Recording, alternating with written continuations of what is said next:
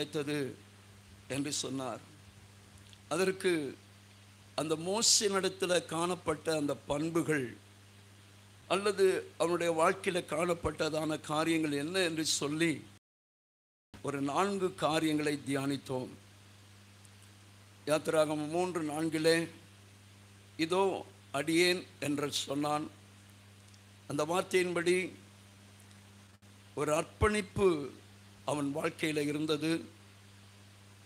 இரண்டாவதாக யாத்திராகமம் 3:6 தேவனுக்கு பயப்படுகிறவன் என்று அங்கே நாம் வாசித்து அறிந்தோம்.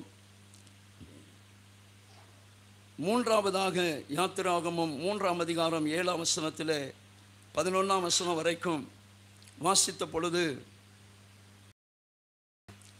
நான் எம்மாத்திரம் என்று சொல்லி அங்கே ஆண்டுடைய சமூகத்தில் அவன் சொல்லுகிறதை நாம் வாசிக்க கேட்டோம். தன்னை அவன் தாழ்த்தினான் என்பதை நாம் அறிந்து கொண்டோம்.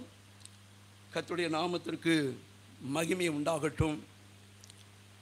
அருமையான தேவனுடைய பிள்ளைகளே, 4ஆவதாக அவன் நன்மையானாலும் தீமையானாலும் தேவன் என்ன சொல்லுகிறாரோ அதற்கு தன்னை அந்த தீர்மானத்தோடு கூட அவன் செயல்பட்டான் என்று சொல்லி நாம் கேட்டோம். ஆகவே மோசேக்கு ஆண்டவருடைய கண்களிலே கிருபை கிடைத்தது. ஆகையினால கர்த்தர் அவனை கொண்டு பல அற்புதங்களை செய்தார், அதிசயங்களை நடப்பித்தார். பல நேரங்களிலே தீமைகள் வர இருந்த நேரத்திலெல்லாம் கர்த்தர் கிருபையாய் பாதுகாத்தார். அவன் ஜீவனை மனுஷ கையிலே விடவில்லை. தேவ தூதர்களே கடைசியிலே அவனை அடக்கம் பண்ணும் அளவிற்கு அவன் ஒரு பரிசுத்தனாக வாழ்ந்தான் என்று நாம் கேட்டோம். ஆகவே நமக்கும் ஆண்டவருடைய கண்களிலே கிருபை கிடைக்க வேண்டுமையானால் இந்த மோசேயை போல அர்ப்பணிக்கிற ஒரு நிலை வேண்டும். தேவனுக்கு பயப்படுகிற தன்மை வேண்டும். கர்த்தருக்கு முன்பதாக நம்மை தாழ்த்துகிற ஒரு நிலை வேண்டும். ஆண்டவருடைய சமூகத்தில் எந்த சூழ்நிலையிலும் தேவனுடைய வார்த்தைக்கு கீழ்ப்படிவேன் என்றதான உறுதி நமக்கு வேண்டும். நன்மையானாலும் தீமையானாலும், வாழ்வானாலும் சால்வானாலும், பெரிதானாலும் சிறிதானாலும் அதற்கு கீழ்ப்படிந்து தீர்மானம் எடுக்கிற ஒரு நபராக இருக்க வேண்டும் என்று சொல்லி நாம் கேட்டு அறிந்தோம். இந்த நாட்களில் அதை தொடர்ந்து தேவனுடைய கண்களிலே நமக்கு கிருபை கிடைத்தால் நமக்கு கிடைக்கக்கூடிய பாக்கியம் என்ன என்பதை ஒரு 3 காரியத்தை நாம் இன்றைக்கு தியானிக்க கர்த்தர் நம்மை வழி நடத்துவாராக. தேவனுடைய கண்களில் கிருபை கிடைத்தால் இது மிகவும் மேன்மையான ஒரு அனுபவம். மனுஷர் கண்களிலே தயை கிடைக்கும் பொழுது நமக்கு உற்சாகம் வருகிறது, சந்தோஷம் வருகிறது. எல்லாவற்றையும் நாம் துச்சமாய் நினைக்கிறோம், அற்பமாய் நினைக்கிறோம்.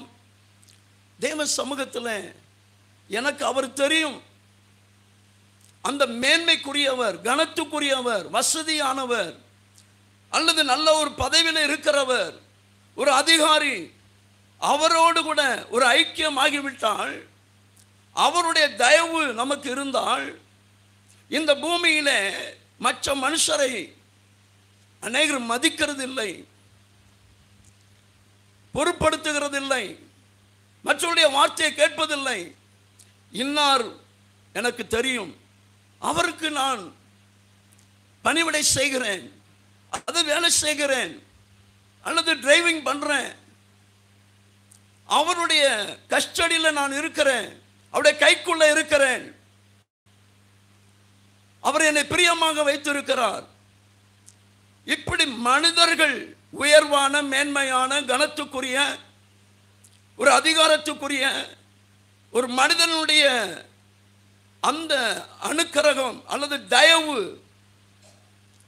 அவருடைய இரக்கங்கள் கிடைக்கும் என்று சொன்னால் நம்முடைய வாழ்க்கையில நாம் என்னென்ன செய்கிறோம் என்று அறியாமல் அந்த தைரியத்தில் மற்றவர்களை பேசுவது, மற்றவர்களை எதிர்ப்பது, மற்றவர்களை மதியாதிருப்பது, இப்படியெல்லாம் நடைபெறுகிறதை நாம் பார்க்கிறோம்.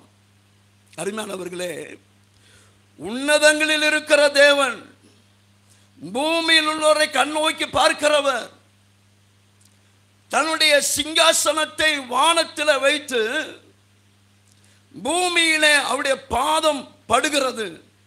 எவ்வளவு பெரிய தேவன்! வானத்துக்கும் பூமிக்கும் எவ்வளவு தூரமோ நமக்கு தெரியாது.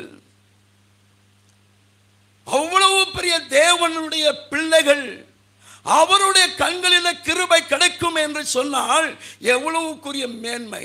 அல்லேலூயா, அல்லேலூயா, கர்த்தருக்கு ஸ்தோத்திரம்.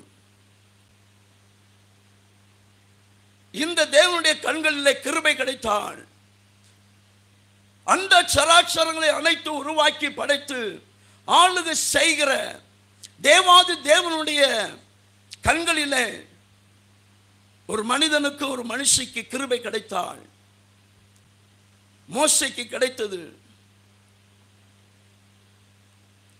ஆகவே அவனுக்கு கிடைத்த அந்த பாக்கியம் என்ன? முதலாவதாக நாம் வாசிக்கலாம். அந்த 33வது யாத்திராகமம் 33வது அதிகாரம் அந்த 17ஆம் வசனத்தில் நாம் வாசிக்கிறோம்.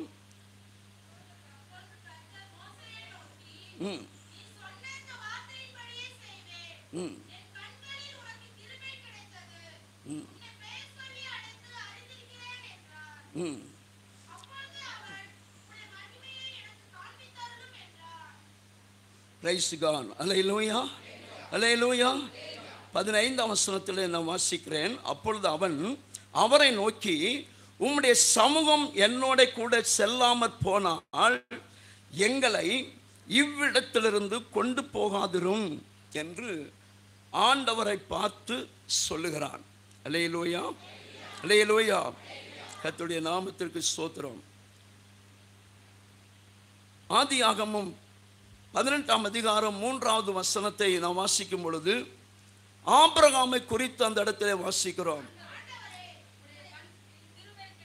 ஆபிரகாம் ஆண்டவரை நோக்கி சொல்லுகிறான், ஆண்டவரே, உம்முடைய கண்களில் எனக்கு கிருபை கிடைத்தது உண்டானால் என் உமது அடியேனை விட்டு கடந்து போக வேண்டாம். அல்லேலூயா. தேவனுடைய கண்களில் ஒரு மனிதருக்கு, ஒரு நபருக்கு கிருபை கிடைக்குமேயானால் தேவனோடு பேசக்கூடிய ஒரு தைரியம் உண்டாகிவிடும். Price God. மோசேக்கு அப்படித்தான் உண்டானது. அவன் சொல்லுகிறான், உம்முடைய சமூகம் என்னோட கூட செல்லாமற் போனால் எங்களை இவ்விடத்திலிருந்து கொண்டு போகாதிரும்.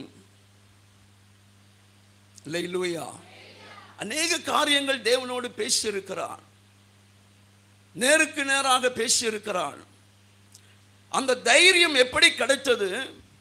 தேவனுடைய கண்களிலே கிருபை கிடைத்ததினாலே, இரக்கம் கிடைத்ததினாலே, தயவு கிடைத்ததினாலே அந்த தைரியம் இந்த ஆபிரகாமுக்கும் கிடைத்தது.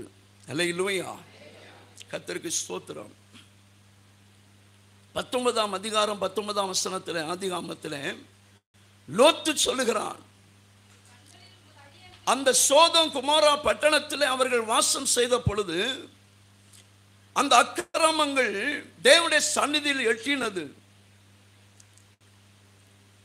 அதை கண்ட தேவன் அந்த பட்டணத்தை எச்சரித்தார். பல முறை கேட்கவில்லை, மனம் திரும்பவில்லை. ஆனபடினாலே அதை அழித்து விடும்படிக்கு, சுத்திகரிப்பு செய்யும்படிக்கு ஆண்டவர் முடிவு செய்தார். அவர் முடிவு செய்ததை தம்முடைய தாசராகிய ஆபிரகாமுக்கு தெரியப்படுத்தாமல் செய்யக்கூடாது என்று சொல்லி ஆபிரகாமுக்கு தெரியப்படுத்தினார். 18ஆம் அதிகாரத்தில் வாசிக்கிறோம். இந்த 19ஆம் அதிகாரத்தில் வரும் பொழுது அந்த இடத்துல ஒருவன் நீதிமானாக வாழ்ந்திருக்கிறான் லோத்து. இந்த லோத்தை அழிக்க மனமில்லாமல் தம்முடைய தூதர்களுக்கு ஆணையிட்டு, நீங்கள் போய் நீதிமானாகிய லோத்தை அந்த சோதம் குமாரா பட்டணத்திலிருந்து வெளியே கொண்டு வாருங்கள் என்று சொல்லி அனுப்புகிறார். அப்படியே தேவதூதர்கள் சென்று அந்த லோத்தின் கையை பிடித்து அவர்களிடத்தில் சொல்லுகிறார். ஆனால் அவர்கள் புறப்பட தாமதித்துக் கொண்டிருக்கிறார்கள். அவர்கள் அப்படி தாமதித்துக் கொண்டிருக்கையில் அந்த தேவதூதர் லோத்தின் கையை பிடித்து அவருடைய மனைவி, அவருடைய பிள்ளைகள் எல்லாரையும் அந்த சோதம் குமாரா பட்டணத்தை விட்டு, எல்லையை விட்டு அப்பாலை கொண்டு வந்து விட்டு விடுகிறார்கள். அல்லேலூயா.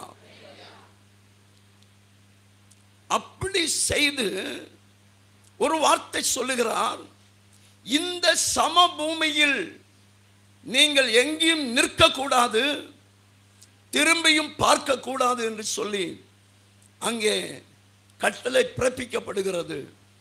ஆனால் லோத்தின் மனைவியோ திரும்பி பார்த்து உப்பு தூண் ஆனாள் என்று வாசிக்கிறோம். ஆக அந்த இடத்திலிருந்து தேவன் சொன்ன இடத்துக்கு போக இன்னும் தொலைவு இருக்கிறது. லோத்து ஆண்டவரை பார்த்து சொல்லுகிறான், ஆண்டவரே, அது மிகவும் தொலை தூரத்தில் இருக்கிறது, இங்கே ஒரு ஊர் தெரிகிறது, அங்கே போய் நான் இருந்து கொள்ளட்டும், நீர் எனக்கு உத்தரவு கொடும் என்று சொல்லி ஆண்டவரை பார்த்து லோத்து கேட்கிறான். காரணம், தேவனுடைய கண்களில் லோத்துக்கு கிருபை கிடைத்ததினாலே தேவனோடு பேசக்கூடிய துணிவு, தைரியம் இந்த லோத்துக்கு உண்டானது. அல்லேலூயா, அல்லேலூயா. அருமையான தேவனுடைய பிள்ளைகளே, இன்றைக்கு தேவனோடு பேசுகிற ஒரு துணிச்சல், தேவனோடு சொல்லுகிற ஒரு தைரியம் நமக்குள் இருக்கிறதா? இருக்குமையானால் நாம் மற்றவர்களை நாடி, ஐயா எனக்காக செபிங்க, எனக்காக ஆலோசனை தாங்க, எனக்காக உபவாசம் பண்ணுங்க, எங்க வீட்டில் ஜபக்கூட்டம் வைக்கணும், தவறு என்று சொல்லவில்லை. தேவனுடைய கிருபை, தேவனுடைய கண்களில் உங்களுக்கு கிருபை இருக்குமே ஆனால் நீங்கள் தேவனோடு பேசுவீர்கள், தேவன் உங்களோடும் பேசுவார். அல்லேலூயா, அல்லேலூயா. என் மகனே, என் மகளே, நீ சிந்திப்பது எனக்கு பிரியமில்லை, நீ இப்படி செயல்படுவது எனக்கு பிரியமில்லை. நான் உனக்கு சொல்லவில்லையா? நான் உன்னோடு பேசவில்லையா? நான் உனக்கு வாக்குத்தத்தம் தரவில்லையா? பின்ன ஏன் என் வார்த்தையை சந்தேகப்பட்டு மீண்டும் கர்த்தர் என்னோடு பேச வேண்டும் என்று சொல்லி நீ நினைக்கிறாய்? தெளிவாய் திட்டமாய் கர்த்தர் நம்மோடு பேச வல்லமை உள்ளவர். அல்லேலூயா. நாமும் கர்த்தரோடு தெளிவாய் பேச, தைரியமாய் பேசுவதற்கு கர்த்தர் உதவி செய்ய வல்லவராயிருக்கிறார். அல்லேலூயா. தேவனுடைய கண்களிலே கிருபை கிடைக்குமே ஆனால் நிச்சயமாகவே இந்த தைரியம் நமக்கு உண்டாயிருக்கும். ஒரு வசனத்தை கூட நான் வாசிக்க விரும்புகிறேன். கர்த்தருக்கு மகிமை உண்டாகட்டும்.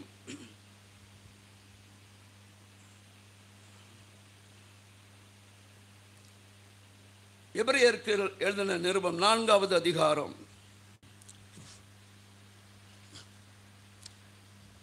நான் வாசிக்கிறேன். 14, 15, 16 கவனியுங்கள்.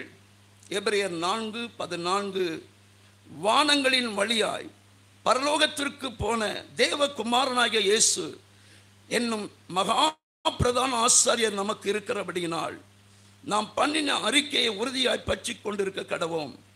நம்முடைய பலவீனங்களை குறித்து பரிதபிக்க கூடாத பிரதான ஆசாரியர் நமக்கிராமல் எல்லா விதத்திலும் நம்மை போல சோதிக்கப்பட்டும் பாவம் இல்லாதவராய் இருக்கிற பிரதான ஆசாரியரே நமக்கு இருக்கிறார்.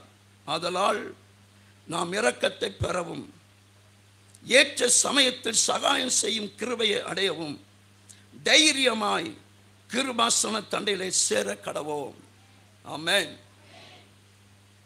அவனுடைய வார்த்தை இப்படி சொல்லுகிறது, நாம் இரக்கத்தை பெறவும் ஏற்ற சமயத்தில் சகாயம் செய்யும் கிருபையை பெறவும் அடையவும் தைரியம் நமக்கு வேண்டும். அல்லேலூயா. அது எப்போது கிடைக்கும்? இரக்கத்தை பெற்றுக்கொள்ள முடியும். நான் ஜெபித்தால், கர்த்தரை நோக்கி சொன்னால், ஆண்டவர் எனக்கு விடுதலை தருவார், நான் ஆரோக்கியமாவேன், என்னுடைய வாழ்க்கையில சமாதானம் கிடைக்கும், அல்லல்கள் மாறும், தொல்லைகள் நீங்கும், வேதனைகள் மாறும் என்ற நம்பிக்கை நமக்குள்ளே வந்துவிடும். அல்லேலூயா, அல்லேலூயா. எதை குறித்து நாம் கவலைப்பட மாட்டோம். ஏனென்றால் நான் நம்பி இருக்கிறவர் இன்னார் என்று அறிவேன். அல்லேலூயா, அல்லேலூயா. நான் நம்பி இருக்கிறவர் என் வாயின் வார்த்தைகளை கேட்கிற தேவன், என்னுடைய ஜெபத்தை கேட்கிற தேவன், அதை அங்கீகரிக்கிற தேவன். கர்த்தருடைய நாமத்திற்கு ஸ்தோத்திரம். அருமையான தேவனுடைய பிள்ளைகளே, நமக்காக பிரதான ஆசாரியராகிய இயேசு மகாராஜா நமக்காக இருக்கிறார். அல்லேலூயா, அல்லேலூயா. கர்த்தருக்கு ஸ்தோத்திரம். தேவனுடைய கண்களிலே கிருபை கிடைக்குமேயானால் தேவனோடு பேசக்கூடிய தைரியம் ஆபிரகாமுக்கு வந்தது, லோத்துக்கு வந்தது. ஆண்டவரே கொஞ்சம் அமர்ந்துரும். யோசித்து பாருங்க, கொஞ்சம் அமர்ந்துரும் என்று ஆபிரகாம் சொல்லுகிறான். ஆனால் அவன் எவ்வளவு நேரம் அமர்ந்திருந்தார் என்பது அங்கே சொல்லப்படவில்லை. அவன் பல கேள்விகளை கேட்கிறான். அவ்வளவு நேரத்திற்கும் அவர் அமர்ந்திருக்கிறார். நம்முடைய ஆண்டவர் நீடிய சாந்தமும் பொறுமையும் உள்ளவர். அல்லேலூயா, அல்லேலூயா. லோத்து சொல்லுகிறான், ஆண்டவரே என்னால் நீர் சொல்லுகிற அந்த இடத்திற்கு போக முடியாது, அது தூரமாக இருக்கிறது, என்னாலே அது முடியாத காரியம். ஆகவே இந்த பக்கத்தில் இருக்கிற ஊரில் போய் சேருவதற்கு நீர் உத்தரவு கொடும் என்று ஆண்டவரிடத்திலே கேட்கிறான். தைரியம் எப்படி வந்தது? ஒரு நீதிமான் சோதம் குமாரா பட்டணத்தில் இருக்கிறான். அவனை வைத்துக்கொண்டு அந்த பட்டணத்தை அழிப்பது நியாயமல்ல என்று தேவன் அறிந்தபடியினாலே லோத்து என்ற நீதிமானுக்காக லோத்தின் மேலே கர்த்தர் கிருபை வைத்து அவன் மேல் கண் வைத்து அந்த கிருபையை அவனுக்கு வெளிப்பட பண்ணி அவனை அந்த இடத்திலிருந்து மீட்டு எடுத்து தூர புறப்படுத்துகிறார். அல்லேலூயா, அல்லேலூயா. தேவனுடைய கண்களிலே உனக்கு கிருபை கிடைத்திருக்குமே ஆனால் நீ அந்த இடத்துல பத்திரமாய் பத்திரமாய் கொண்டு போகப்படுவாய், பத்திரமாய் பாதுகாக்கப்படுவாய், பத்திரமாய் நீ மகிழ்ச்சியோடு சந்தோஷமாய் உன் வாழ்க்கையிலே நிம்மதியாய் இருப்பாய். அல்லேலூயா, அல்லேலூயா. கர்த்தருக்கு மகிமை உண்டாகட்டும். அருமையான கர்த்தருடைய பிள்ளைகளே, தேவனோடு பேசக்கூடிய தைரியம் இருக்கிறதா? இல்லை என்று சொன்னால் இன்றைக்கு தேவன் சமூகத்தில் அமருவோம். ஆண்டவரே எனக்கு அந்த தைரியம் வேண்டும், உம்மோடு கூட பேசக்கூடிய தைரியம் எனக்கு வேண்டும். இன்றைக்கு இந்த காலகட்டங்களில் அருமையான பாசமாவை குறித்து ஒரு 400 மைலுக்கு அப்பால் இருக்கிற ஒரு சகோதரிக்கு ஆண்டவர் வெளிப்படுத்தி, சிஸ்டர், உங்களுடைய கண்ணீரெல்லாம் கர்த்தர் மிக கவனமாக கேட்டு அதை அப்படியே கிரியை செய்கிறார், வாய்க்க பண்ணுகிறார். ஆகவே எந்த மனிதனை குறித்தும், எந்த காரியத்தை குறித்தும், எந்த நிலையில் இருந்தாலும் அதை குறித்து நீங்கள் கண்ணீர் வடித்து விடாதிருங்கள். உங்களுடைய கண்ணீருக்கு பலன் இருக்கிறது, அது அப்படியே நடந்து கொண்டிருக்கிறது. தயவு செய்து யாரை குறித்தும் மனம் வந்து தேவ சமூகத்தில் கண்ணீர் வடித்து விடாதிருங்கள் என்று சொல்லி அவர்கள் அங்கிருந்து போன் மூலியமாக கேட்டுக்கொண்டார்கள். கர்த்தருக்கு மகிமை உண்டாகட்டும். அருமையான தேவனுடைய பிள்ளைகளே, பல நாட்கள் தேவ சமூகத்தில் இந்த மந்தைக்காக, இந்த சபைக்காக, ஊழியர்களுக்காக நாங்கள் தேவனோடு கூட கண்ணீர் வடிக்கிறோம். அந்த கண்ணீரின் ஜெபம் எல்லாம் கேட்கப்பட்டு கொண்டே இருக்கிறது. அதனுடைய பலனை நாங்கள் பார்த்து வருகிறோம், அறிந்து வருகிறோம். கர்த்தர் அதை தெரியப்படுத்தி கொண்டிருக்கிறார். கர்த்தருடைய நாம மகிமைக்காக சொல்லுகிறேன். அருமையான தேவனுடைய பிள்ளைகளே, தேவனாகிய கர்த்தர் உருவமோ சிலையோ எந்த விதமான ஆள் தோற்றமோ நம்முடைய கண்களுக்கு தெரியாது. ஆனால் இந்த இடத்திலும் ஆண்டவராகிய தேவன் ஆவியாய் உலாவிக் கொண்டு இருக்கிறார் என்பதை நான் அறிவேன். எத்தனை பேர் நீங்கள் அறிவீர்கள் எனக்கு தெரியாது. கர்த்தருடைய ஆவியானவர்களை பார்க்கிறார், கர்த்தருடைய ஆவியானவர்களை கேட்கிறார், உங்களுடைய சிந்தைகளை அறிகிறார். அவருக்கு மறைவானது ஒன்றுமில்லை. நீங்கள் நினைக்கிறீர்களோ இந்த டேவிட் பாஸ்டர் தான் இங்க இருக்கிறார், இந்த எரேமியா பாஸ்டர் தான் இங்க உட்கார்ந்து இருக்கிறார், இங்கே ஒரு சில மக்கள் தான் உட்கார்ந்து இருக்கிறார்கள் என்று நினைக்கிறீர்களோ, தேவ ஆவியானவர் ஆவியாய் காற்றை போல உலாவிக் கொண்டு வருகிறார். இதை நீ மறந்து விடாது. Praise God, praise God, praise God. ஆகையினால தான் உன்னை குறித்து, உன் குடும்பத்தை குறித்து, உன் காரியத்தை குறித்து கர்த்தர் திட்டமாய் தெளிவாய் பேசிக் கொண்டிருக்கிறார். ஹல்லேலூயா, ஹல்லேலூயா. இது எப்படி தெரியும் என்று சொல்லுகிற கர்த்தருடைய பிள்ளையே, கர்த்தர் உலாவிக் கொண்டிருக்கிறார், கர்த்தர் சொல்லுகிறார், கர்த்தருடைய ஆவியானவர் அதை அறிகிறார். சில காரியங்கள் மறைக்கப்பட்டும் இருக்கும், சில காரியங்களை சொல்லாலும் கர்த்தருடைய ஊழியர்கள் அதை மறைத்து விடுவார்கள். அதற்கு சில காரணங்கள் உண்டு. அருமையான கர்த்தருடைய பிள்ளைகளே, எல்லாவற்றையும் சொல்லிவிட்டால் நீங்க இங்க இருக்க மாட்டீர்கள். எல்லாவற்றையும் சொல்லிவிட்டால் உடைய மனம் தாங்காது, உடைய உள்ளம் தாங்காது. அருமையான கர்த்தருடைய பிள்ளைகளே, கவனமாய் ஒரு தீர்மானத்துக்குள்ளாய் கடந்து வாருங்கள். மோசே தேவனோடு பேச தைரியம் உள்ளவனாய் இருந்தான். ஆபிரகாம் தேவனோடு பேச தைரியம் உள்ளவனாய் இருந்தான். சாதாரண ஒரு மனுஷன், அக்கிரமக்காரருக்குள்ளே குடிக்கொண்டிருந்தவன், பாவம், அசுத்தம், காம விகாரம், அருவருப்பான காரியங்களை செய்த மக்கள் மத்தியிலே குடும்பம் நடத்தி கொண்டிருந்தவன் லோத்து. ஏன் அவனுக்கு அந்த தைரியம் வந்தது? அந்த ஒரு மனிதன் தைரியமாய் தேவனோடு பேசுவதற்கு துணிவு வந்திருக்குமே. ஆனால் ஏன் நீங்களும் நானும் பேச முடியாது? ஹல்லேலூயா, ஹல்லேலூயா, ஹல்லேலூயா. கர்த்தருக்கு ஸ்தோத்திரம். வேதம் சொல்லுகிறது,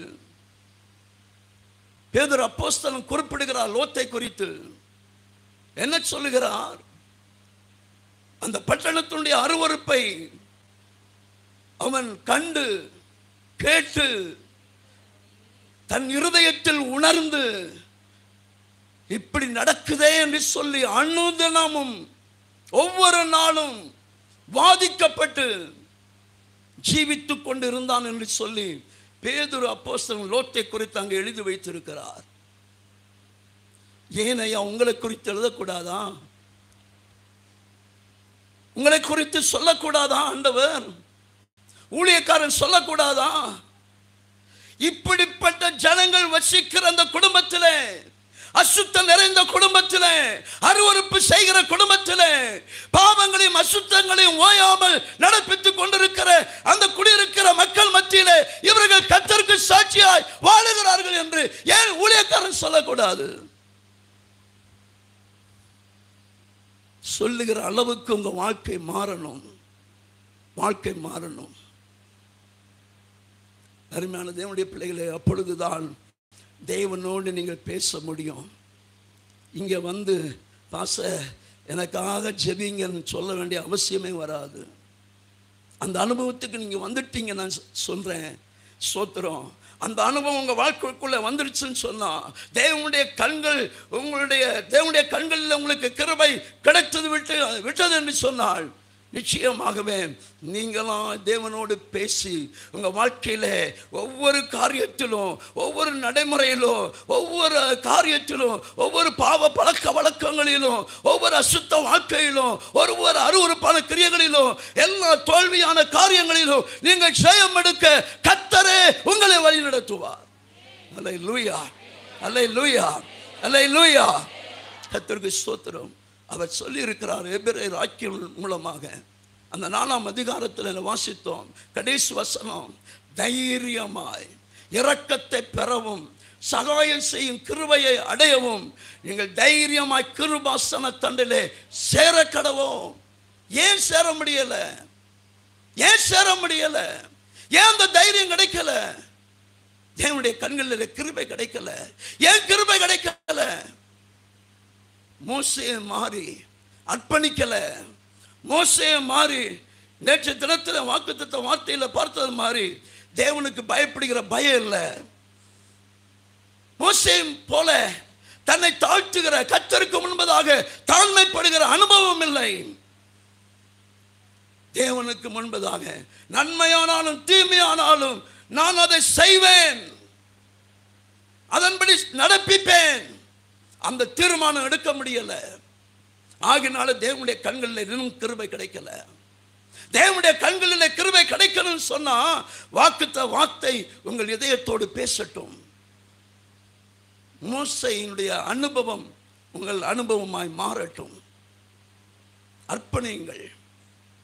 கர்த்தர் பேசும் பொழுது இதோ அடியேன், ஒரு அர்ப்பணம், ஒப்பு கொடுத்தல்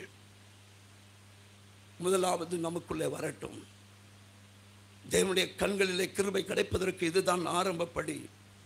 இரண்டாவதாக கர்த்தருக்கு பயப்படுகிற ஒரு மனுஷனாய், மனுஷியாய் மாறுங்கள். யாருக்கு பயப்படுகிறீர்களோ இல்லையோ,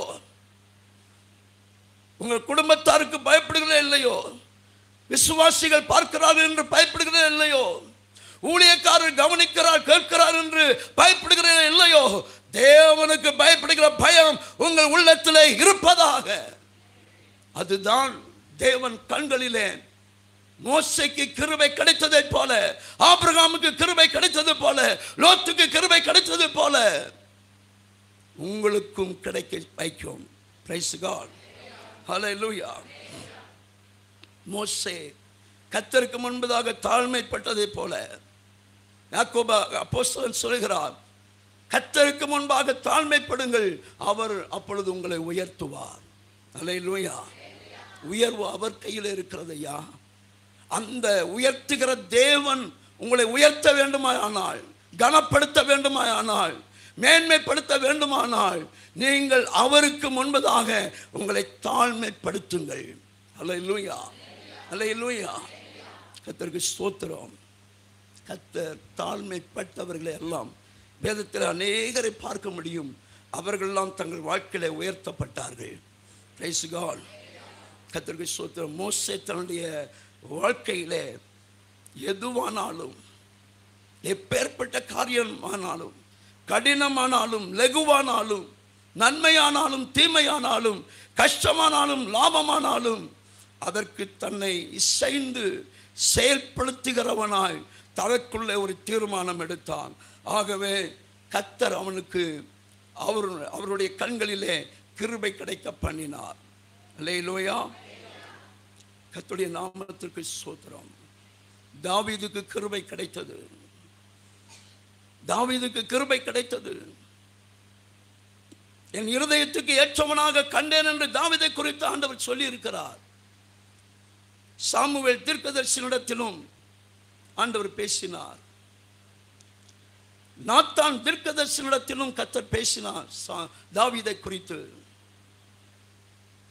இந்த தாவீது நல்ல செல்வாக்கு உடையவனாய், நல்ல வீரனாய், சேனைகளுக்கு அதிபதியாய்,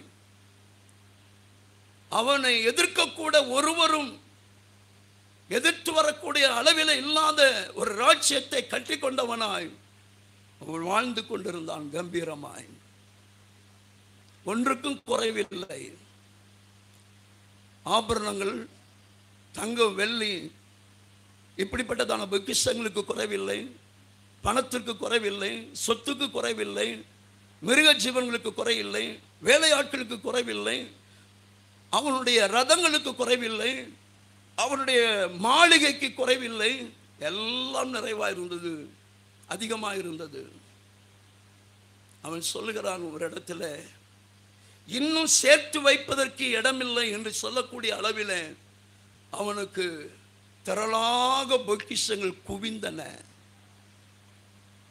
வாசனை திரவியங்கள் குவிந்தன, வாசனை மரங்கள் வந்து கொண்டே இருந்தன, ஒன்றுக்கும் குறைவில்லை. நான் கேதுரு மரத்தினாலே ஆன வீடுகளிலே குடியிருக்கிறேன், என் ஆண்டவருடைய உடன்படிக்கை பெட்டியோ கூடாரத்தில் இருக்கிறது என்று சொல்லி கவலைப்பட்டான். கவலைப்பட்ட அவன் ஒரு ஆலயத்தை கட்டி, அந்த ஆலயம் தங்கத்தினால் பொன்னினாலே அலங்கரிக்கப்பட்டு எல்லாம் பளிங்கு போல மின்னக்கூடிய அளவில் அந்த ஆலயத்தை கட்ட வேண்டும் என்று சொல்லி எல்லா காரியங்களும் சபதரித்து வைத்தான். ஆனால் ஆண்டவர் சொன்னார், நாத்தான் தீர்க்கதரிசியை பார்த்து, நீ போய் தாவீது ராஜாவினிடத்தில் சொல்லு என்று சொல்லி அனுப்பினார். நீ ஆலயம் கட்ட வேண்டாம், ஆலயம் கட்டக்கூடிய நினைப்பு உனக்கு இருக்கிறது, ஆனால் நீ ஆலயம் கட்டக்கூடாது. ஏன் என்றால் 1 நாளாகமம் 17:4 நாம் வாசிக்கலாம் ஒரு வசனத்தை. 1 நாளாகமம் 17:4.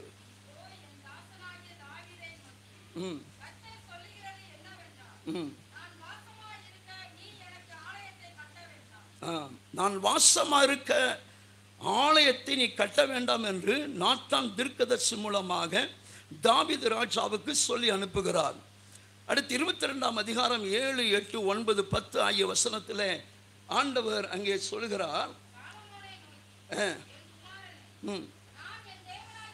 தாவீது தன் குமாரனை நோக்கி என் வார்த்தைகளை சொல்லுகிறான். ஆண்டவர் பேசின அந்த வார்த்தைகளை, நான் என் தேவனாய் கர்த்தரின் நாமத்திற்கு ஒரு ஆலயத்தை கட்ட என் இருதயத்தில் நினைத்திருந்தேன், ஆனாலும் கர்த்தருடைய வார்த்தை எனக்கு உண்டாகி காரணத்தை சொல்லுகிறார். ஏன் ஆலயத்தை கட்ட வேண்டாம்?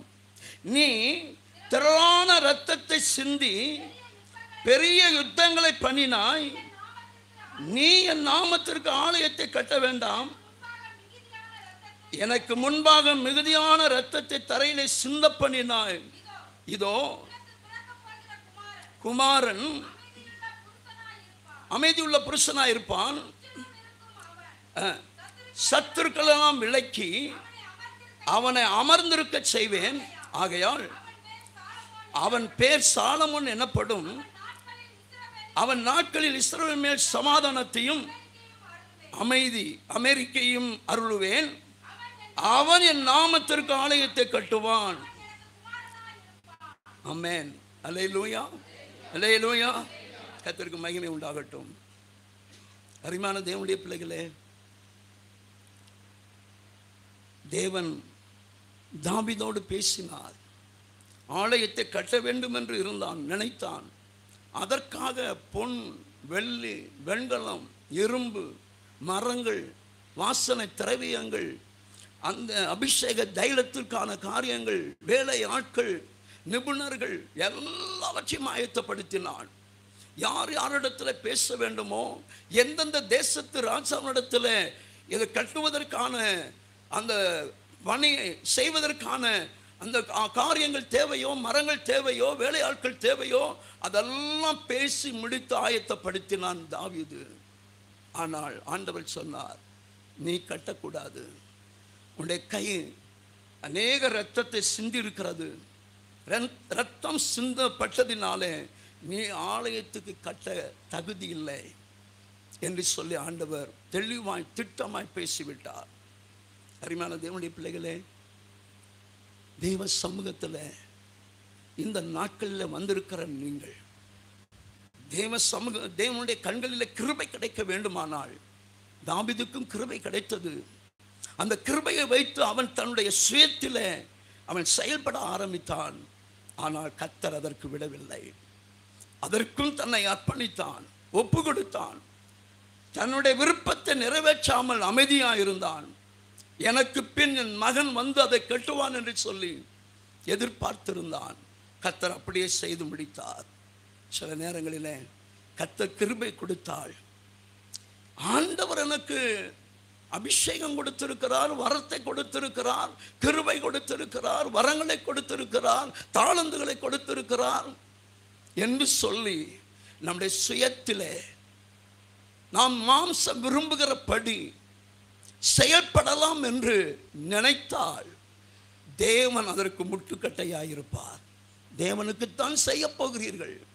தேவனை ஆராதிக்க முடியாதான் ஆலயத்தை ராஜாவாகிய தாவீது செய்ய நினைத்தார். அதற்காகத்தான் எல்லாவற்றையும் ஆயத்தப்படுத்தி வைத்திருக்கிறார்.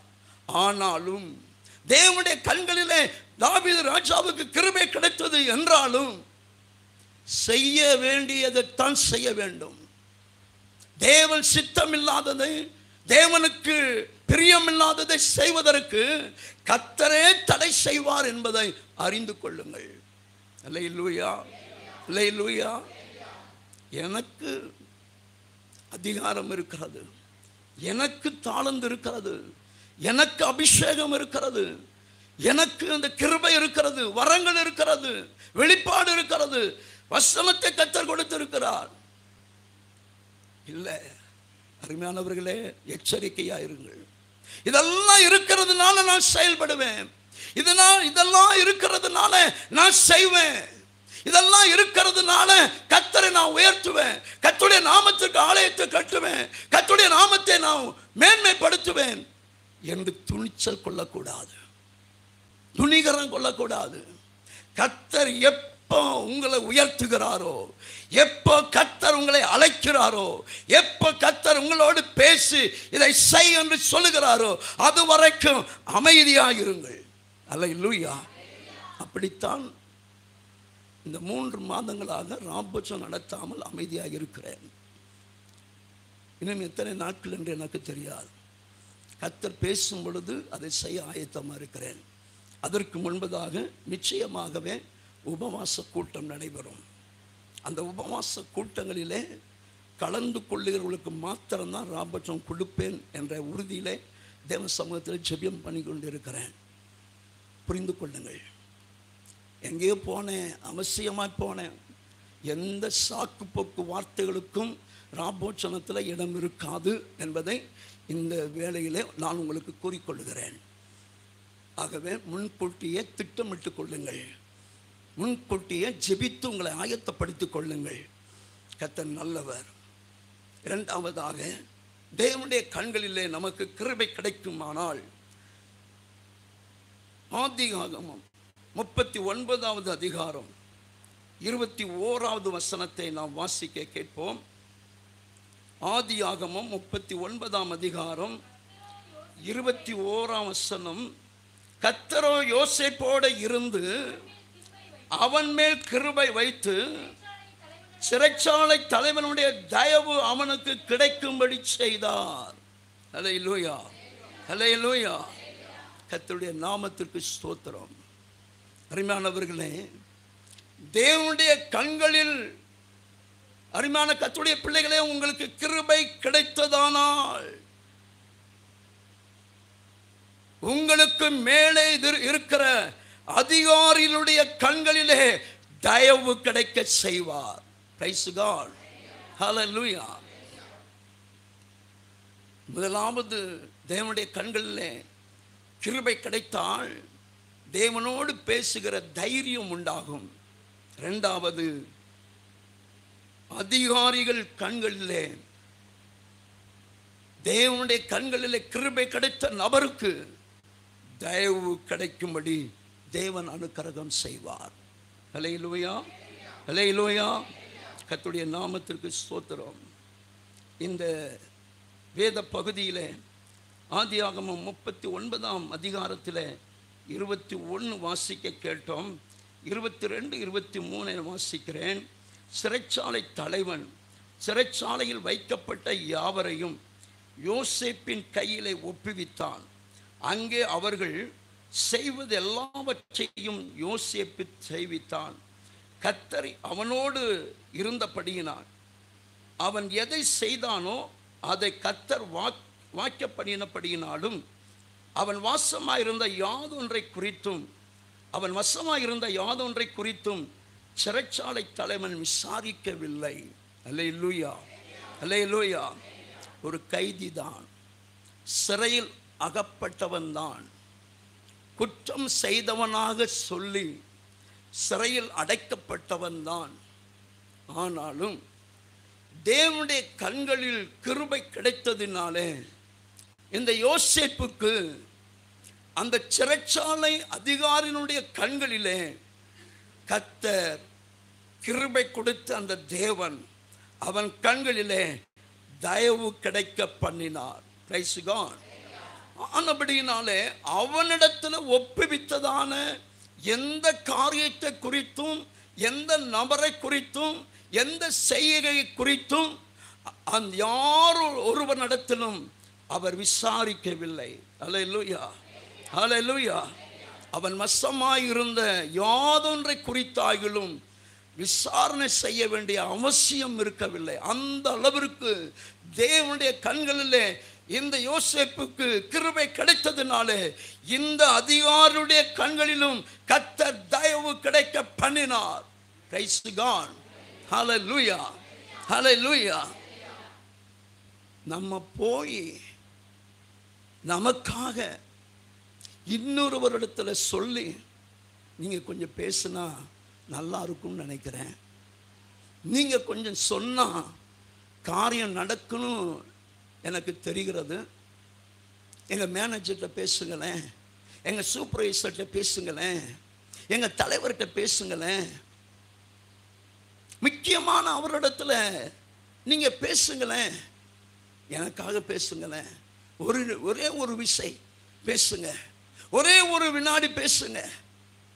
நீங்க வந்து என்னோடு உங்க முகத்தை மட்டும் காட்டிருங்களேன். இப்படியெல்லாம் சொல்லுகிறவர்கள் உண்டு. ஏன்? ஏன்? அவர்கள் மதிப்புக்குரியவர்கள். அவர்கள் வந்தால் நமக்கு ஏதோ கொஞ்சம் தயவு கிடைக்கும். கொஞ்சம் அதிகமான பலி இல்லாமல் அல்லது அதிகமான சுமை இல்லாமல் லகுவாக்கி தருவார்கள். குற்றத்தை குறைத்து லகுவாக்கி தருவார்கள், அல்லது அதை மாற்றி தருவார்கள், அது இல்லாமல் ஆக்குவார்கள் என்று நினைத்து நாம் செயல்படுகிறோம். அல்லேலூயா. இந்த விதமாய் செயல்படாமல் உங்களுக்காக, உங்களை படைத்த, உங்களுக்காக ரத்தம் சிந்தின, உங்களை இன்னட்டும் இந்த நாள் மட்டும் காத்து கொண்டு வருகிற அந்த தெய்வத்தினுடைய கண்களிலே உங்களுக்கு கிருபை கிடைக்குமே. ஆனால் மற்றவர்கள் பேச வேண்டிய அவசியம் இல்லை. நீங்கள் உங்களுக்காக கர்த்தரே வாதாடுவார். அல்லேலூயா. ஆண்டவர் சொல்லி இருக்கிறார், நீங்கள் பழி வாங்க வேண்டாம், பழி வாங்குதல் எனக்குரியது, நீங்கள் வழக்காட வேண்டாம், நான் உங்களுக்காக வழக்காடுவேன், நான் உங்களுக்காக பரிந்து பேசுவேன். என்ன செய்யணும்? தேவனை பிரியப்படுத்துங்கள், தேவனுடைய கண்களில் கிருபை கிடைக்க வாழ்ந்து காட்டுங்கள். அப்பொழுது இவைகள் எல்லாம் கர்த்தரே செய்து முடிப்பார். ஆமென். அல்லேலூயா, அல்லேலூயா. கர்த்தருடைய நாமத்திற்கு ஸ்தோத்திரம். அருமையான தேவனுடைய பிள்ளைகளை, நேரம் ஆயிடுச்சு. என்னால் அநேக காரியங்களை சொல்ல வேண்டும் என்று இருந்தேன். நேரம் இல்லாததுனால சுருக்கி கொள்ளுகிறேன். மூன்றாவதாக, தேவனுடைய கண்களிலே கிருபை கிடைத்தால், யாத்திராகமம் 33ஆம் அதிகாரம் 16வது வசனத்தை நாம் வாசிக்க கேட்போம்.